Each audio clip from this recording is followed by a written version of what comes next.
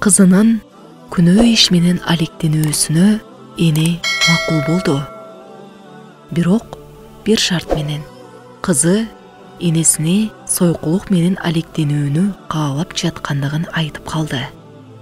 Көңүлү чөккөн эне макул, бирок бир шарт коём. Ошол шартты аткарсаң, мен макулмун, деди. Эртеси энеси кызынын колуна кумараны карматты да хан сарайга барып, хандын алдына келген мезгилде жалган эле жыгылып калуусун буйруду. Эненин бул шарты кызга жеңил эле болчу. Кумараны колуна алды да хан сарайга жөнөдү. Сарайга барып күтүп турду да уудан келе жаткан хандын алдына басып чыгып жыгылып калды. Жыгылган кызды көрүп, хан ат үстүнөн түшө калып чуркап келди. Анын артынан вазир жана 2 кароол да чуркап келишти. Хан кыздын бетине суу чачып, анан аны ордунан тургузуп койду да жолун улады. Өзүнө ыраазы болгон кыз энесине келип болгон окуяны айтып берди. Энеси койгон шартынын 3төн 1 аткарылгандыгын айтып, эртеси дагы хан сарайга баруусун буйруду. Эртеси кыз хан сарайга барып, кечеки эле амалын жасады.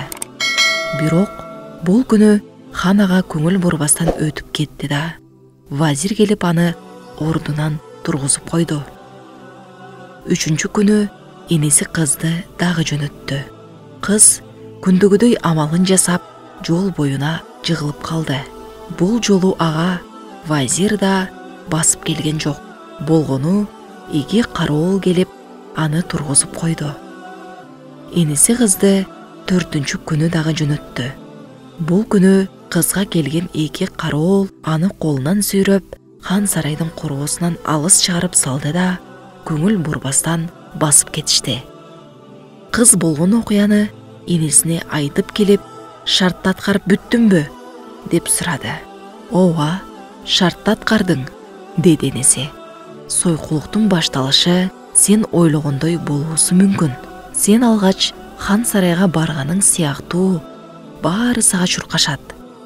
Арадан күндөр өтөт. Сен 2-нчи жолу хан сарайга барган сыяктуу сага көңүл бургандар азая баштайт. Акырында бир күн келет. Сен акыркы жолу хан сарайга барган сыяктуу эч ким карабаган таштандыга айланасың. Эгер келечегиңдин ушундай болуусун кааласаң, анда каалаган жолуңа бара бер, деди. Кыз энесин кучактап көз жашын төгүп көп ойлады.